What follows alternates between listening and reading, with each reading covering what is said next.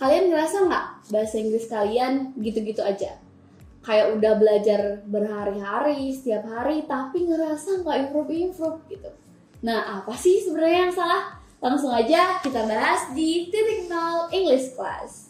Well, ketemu lagi bareng aku Miss Ara. Jadi hari ini kita akan bahas 7 strategi belajar bahasa Inggris. Jangan salah loh guys, bahasa Inggris juga perlu strategi. Kalian gak bisa kayak sembarangan langsung ini, gak bisa dong. Kita juga perlu pakai strategi biar belajar bahasa Inggrisnya lebih cepat dan dan gak butuh waktu yang lama juga gitu. Well, langsung aja ke tips yang pertama. Oke, jadi tips yang pertama dan yang paling utama, kalian itu tentuin dulu kayak tujuan apa sih sebenarnya purpose kalian belajar bahasa Inggris. Kayak mau keluar negeri, mau kerja, mau continue master degree, mau kayak buat dunia kerja aja. Nah, terus tentuin juga mana yang paling penting. Apakah kalian mau fokus di speaking, mau fokus di writing, mau fokus di vocab, nambah-nambahin vocab. Jadi yang pertama dan yang paling utama itu tentuin dulu tujuannya mau ngapain. Mau skill mana dulu nih yang mau di-enhance? Entah itu speaking dulu kah, writing dulu kah, atau cuma fokus ke vocab. Yang penting kita udah tahu tujuannya kita mau kemana. Terus yang kedua, nah setelah menetapkan tujuan, kalian tuh bisa mulai cari sumber-sumber buat nambahin skill tersebut. Contohnya nih singkatnya, oh aku mau fokus ke nambah vocab aja dulu.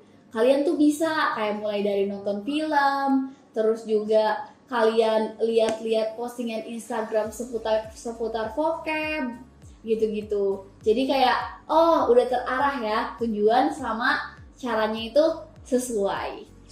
Terus number 3, yang paling penting juga buat jadwal belajar.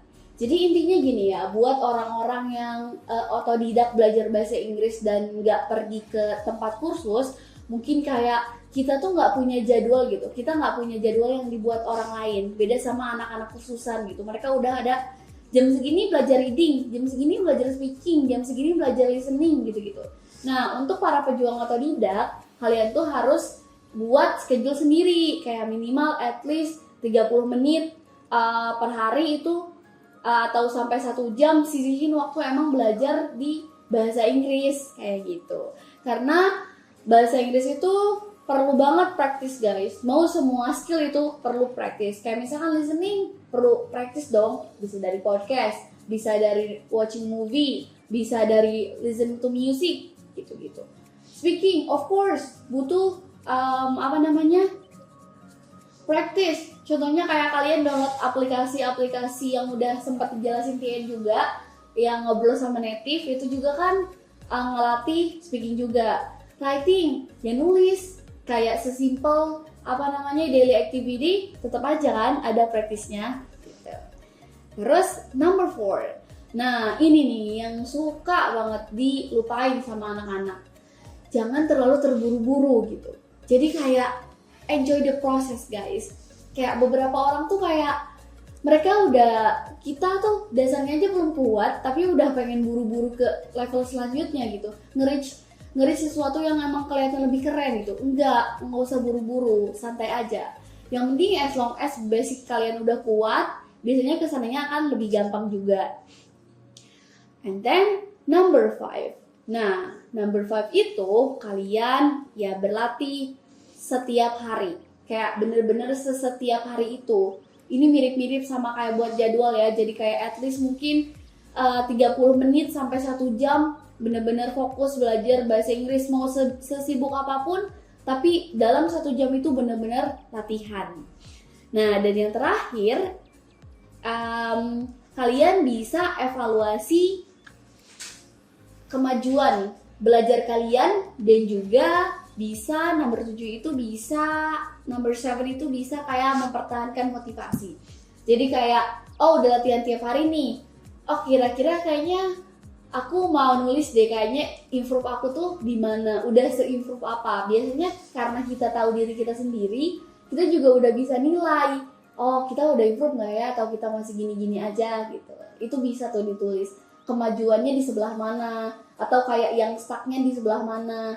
Nanti biasanya pas udah tahu, udah enak tuh buat kayak memperbaiki hal-hal tersebut. Nah, dan yang terakhir itu jangan lupa tetap pertahanin motivasi. Yang namanya motivasi sebagai manusia pasti kayak naik turun. Itu normal ya guys, itu ya as a human kita semua kayak gitu kok. Tapi gimana caranya kalian tetap ingat tujuan kalian belajar bahasa Inggris dan tetap dimotivasi tersebut. Oke, gimana? Jangan lupa ya buat terapin 7 strategi tersebut.